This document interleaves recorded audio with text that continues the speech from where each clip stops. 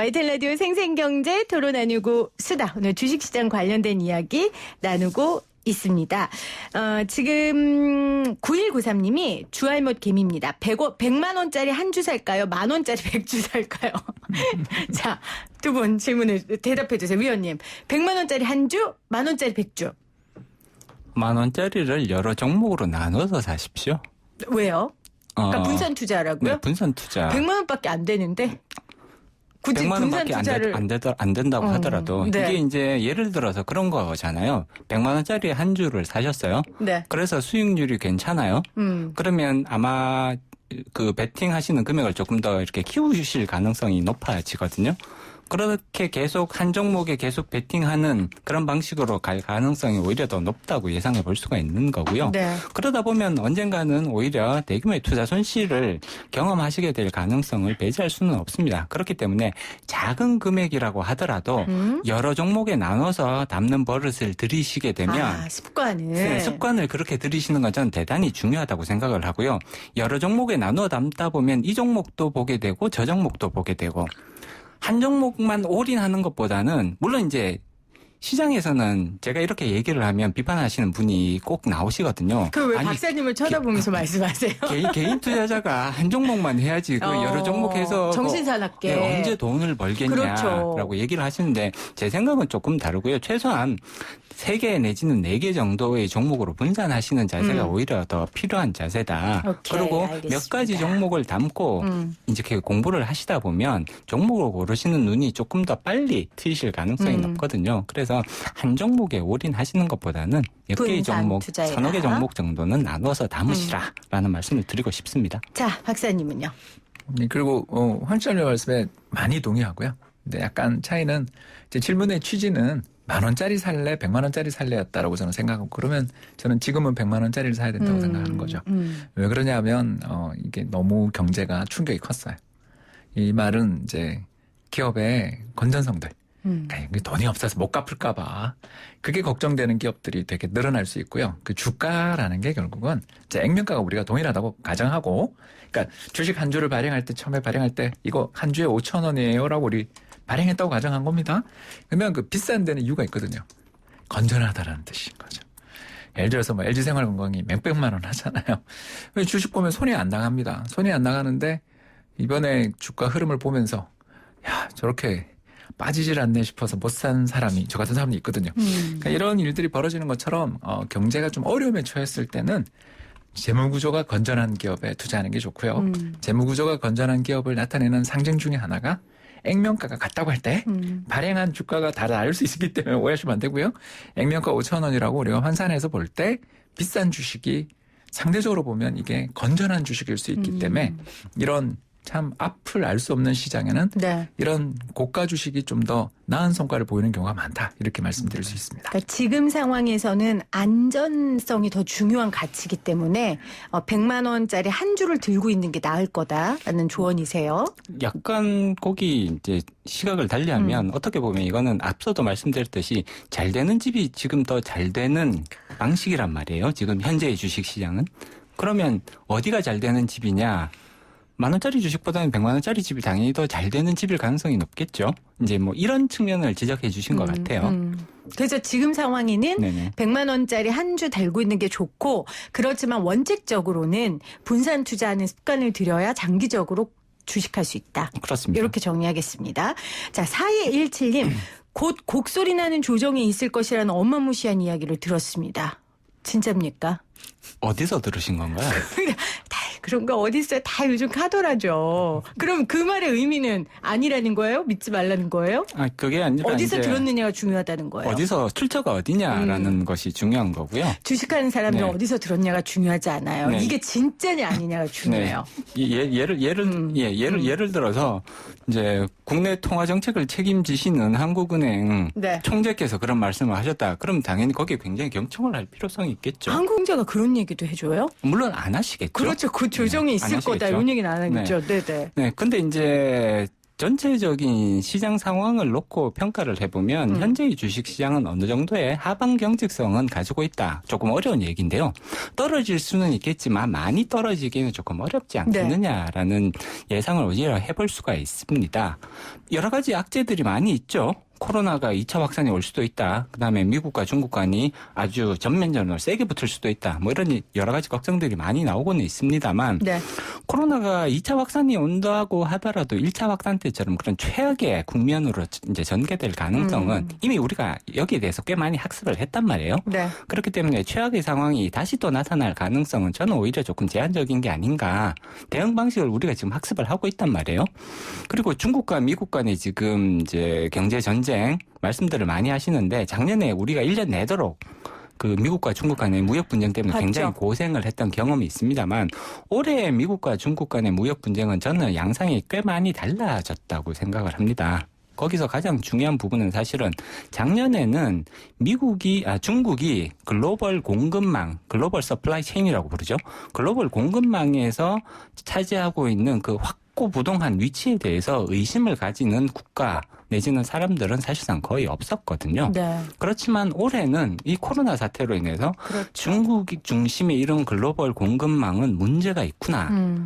라는 쪽으로 완전히 인식이 바뀌었단 말이에요. 그래서 유럽에 있는 국가들, 동남아에 있는 국가들, 호주권, 심지어 남미나 이쪽에 있는 국가들조차도 중국 중심의 글로벌 공급망은 더 이상은 이게 지속 가능한 모델이 아니다라고 생각이 네. 많이 바뀌었단 말이에요. 그러니까 지금 정리를 해보면 이미 우리가 이런 최악의 경우를 맛봤고 또 미중 무역 갈등 예전엔 불확실성 때문에 주시장이 어려웠겠지만 지금은 사실 어느 정도 승자가 좀 파급력이 작년에 비해서는 적을 완전 것이다. 적을 수밖에 없다는 그러니까 거죠. 일부 조정은 있을 수 있지만 지난 3월 달에 1450처럼 50까지 내려가는 이 정도의 대규모 없을 조정이 것이다. 나타날 가능성은 사실상 네. 약해 보인다라는 거죠. 자, 박사님은요? 네, 저도 돈을 워낙 많이 풀어요. 이게 저는 제일 큰 차이 같아요. 2008년에는 전 세계 중앙은행들이 좀 어버버했습니다. 이게 리만 사태 후폭풍이 그렇게 클 줄 몰랐던 거예요. 네. 그래서 특히 구제금융법안 이런 게 국회에서 부결된 적도 있었습니다. 근데 이번에 그 연준이 돈을 얼마를 푸는지 제가 가르쳐드리면 네. 7조 달러를 풀고 있어요, 지금. 그게 어느 그 얼마냐 정도? 하면요. 미국 GDP 3분의 1이 넘습니다. 그러니까 한 나라가 한 해 동안 다 벌어들이는 돈에 네. 3분의 1 이상의 돈을 찍어서 지금 시장에 뿌리고 있는 거죠. 물론 이제 뿌릴 때 제값받고 뿌리고는 있습니다만 아무튼 이런 식으로 채권이든 뭐 회사채든 적극적으로 사주면서 돈을 뿌리는 저 돈이 예를 들어서 금융시장이 또 충격받으면 더 빨리 뿌릴 거라고 기대하는 거죠. 그래 이게 시장의 참가자들 입장에서는 불안하게도 느껴지시겠지만 다르게 보면 이번 코로나 사태가 방금 황 시장님 이야기하신 것처럼 경제에 미치는 충격이 상반기에 집중되고 하반기 좀 나아질 거다라고 사람들을 기대하게 만들므로써 네네. 그러니까 재확진이 나오고 뭐 2차 아웃브레이크가 나오더라도 상반기보다 하반기가 나아질 거라는 기대를 형성시켜서 잘 될 거야라는 낙관론을 유포시켜서 회복시키면 그때 돈을 회수하면 된다라는 어떻게 보면 일종의 전 세계 중앙은행들이 공조 합의된 작전을 하고 있다라는 거에 대한 기대가 있는 거죠. 그러니까 뒷배가 좀 단단하게 있는 거죠. 지금 그렇습니다. 상황에서는. 이번에도 탁월한 표현이었습니까? 마음에 들었습니다. 네.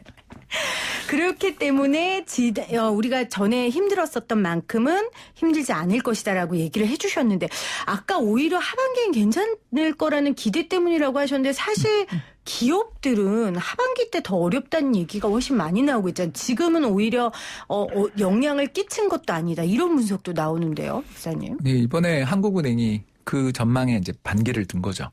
상반기에 우리나라 경제 성장률이 마이너스 0.5%. 그러니까 경제 규모가 수축된다. 네. 이렇게 전망을 하고 하반기에는 플러스 0.1% 이제 마이너스가 사라지고 내년은 얼마냐 하면 3.1%로 회복된다. 그 말은 올해 상반기 바닥이다. 이걸 한국은행이 예상한 거죠. 그래서 어디서 그렇게 성장률이 회복됩니까? 하고 이렇게 좀 봤더니 안 좋은 쪽도 있어요. 소비가 주니까 수입이 줄어서 일단 요새 국제유가 폭락해가지고 수입이 준 게 좀 크고요. 그 다음으로 이렇게 우리가 좀 봐도 되는 게 결국 정부 쪽에서 지출이 3차 추경에 대한 기대들도 있고 그러면서 여기서 마중물을 해가지고 경제를 회복시키면서 버틴 다음에 내년쯤 돼서는 수출까지 지금 올해는 수출은 참 어려워 보이지만 내년에 수출까지 회복되는 그림을 그러니까 맞다가 아니고요. 그 그림을 그림으로써 자 가자. 이렇게 좀 분위기를 만들고 있다고 볼 수 있는 그러니까 지금 거죠. 퍼부은 이 물들이 이제는 조금 이렇게 뚝뚝 떨어지는 순간이 올 것이다. 그런 얘기인 거죠. 네, 요새 뭐 낙수가 아니라 직수 그러던데 그러게요. 네, 효과는 있는 것 같습니다. 알겠습니다. 우리 준비한 질문을 많은데 문자들 때문에요. 일단 문자 질문부터 할게요. 6774님. BPS 1보다 낮은 주식도 있고 심지어 0.3보다 낮은 주식이 있는데 이런 주식도 싸다고 할 수 있나요? 이렇게 보내주셨어요. BPS 제가 그 사이에 검색어 쳐봤더니 주당 순자산 가치 이렇게 나왔습니다. 어떻게 생각하세요, 위원님? 낮다고 해서 항상 좋다고 말씀드리기는 어렵다라는 겁니다. 이게 이제 보통 PBS라고 하지 않나요? BPS요. 맞아요, 박사님? 아니, 주당 순자산 가치를 아마 이야기하시면 네, 될 그건 거고요. BPS. 네, 예, 네. 그리고 이제 그 주가랑 순자산 가치의 차이 뭐 이런 것들이 이제 PBR이라고 하는데요. 그러니까 그 회사 다시 정정해서 PBR로 왔어요. 예, 맞죠. 그런 것 네. 같아요. 그래서 황 실장님 대답하시면 될것 네. 같습니다. 두 분이 정리를. 네. PBR. 네.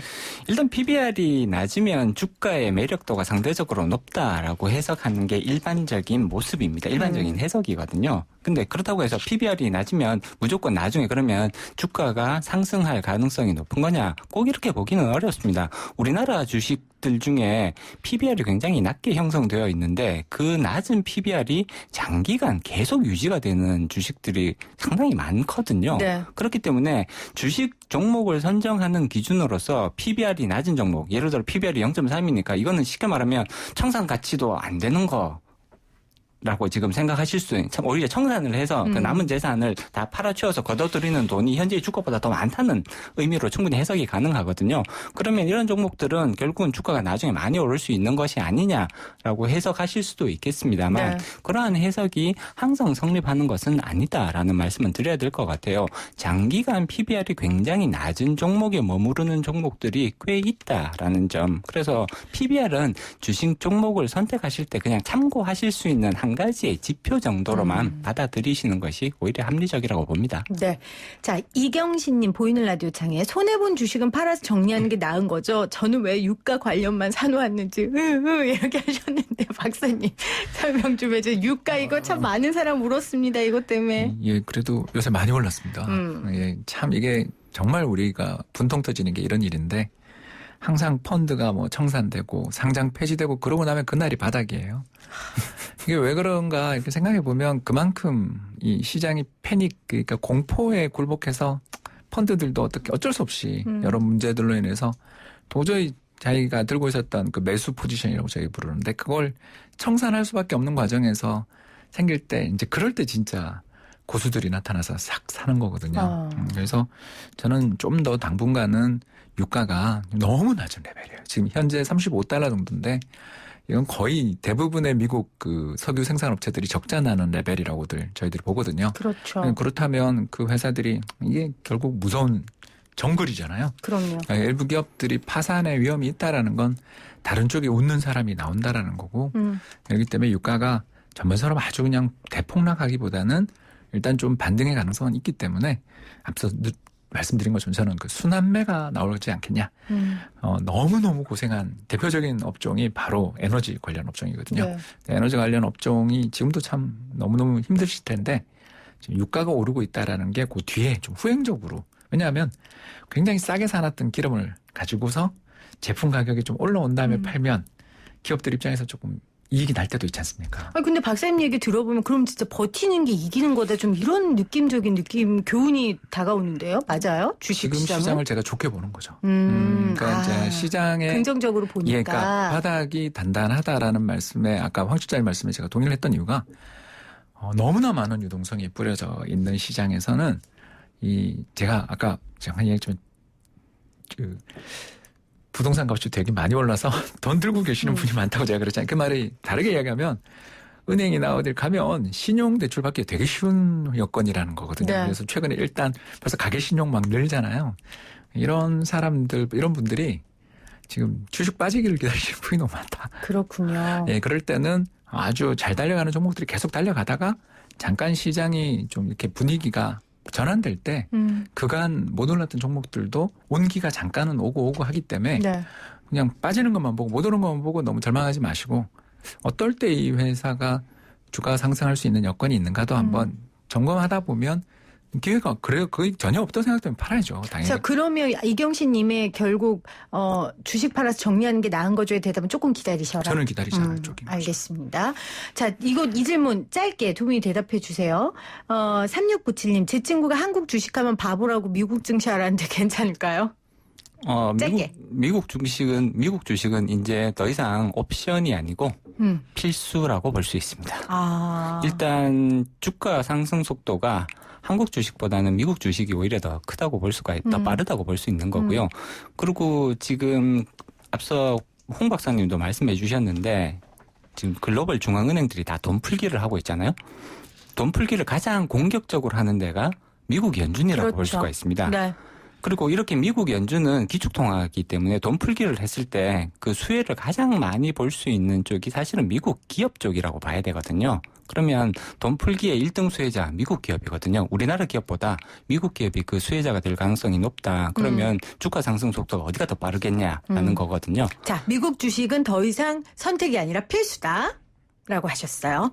박사님. 네, 공감 한 표. 예. 동학 개미가 그런 말씀 하시면 돼요? 전 둘 다 샀습니다. 아, 그렇군. 글로벌 개미시기도 하시군요. 예, 미국 개미도 했습니다. 아, 네네네. 사라. 예, 특히 방금 황 실장님 이야기에 잠깐 더 보조하자면 이제 미국 주식에 가서 보면 우리나라도 좋은 주식이 참 많지만 미국이 이 불황에 돈을 버는 기업들이 이게 독점 기업들이라고 저희들이 부르는 기업들이 네네. 이런 기업들이 이제 튼튼하거든요. 그래서 그런 기업들이 이번에 코로나 사태가 너무 무서워서 같이 빠졌어요. 좀 그런 면이 있었거든요. 그런 기업들은 좀 우리가 관심을 가질 수 있는 종목들도 꽤 눈에 띄더라. 그래서 우리나라 기업들도 저평가된 기업 많고 아까 카카오 이야기도 하고 우리가 네이버 이야기도 했습니다만 미국 시장도 함께 쳐다보면서 우리나라도 하고 미국도 하는 게 저는 좋지 않을까 생각합니다. 알겠습니다. 지금 카카오 관련돼서도 카카오 사야 하는지 구경만 하고 있는데 어떡하죠 하셨는데 저희가 오늘 못한 질문은 빠른 시일 안에 두 분 모셔서 다시 한번 제가 소화하도록 하겠습니다. 함께해 주신 두 분 고맙습니다. 네, 감사합니다. 한 주 동안 함께해 주신 여러분 고맙습니다. 저도 주말 잘 쉬고요. 월요일 생생하고 상생한 경제 이야기로 다시 올게요.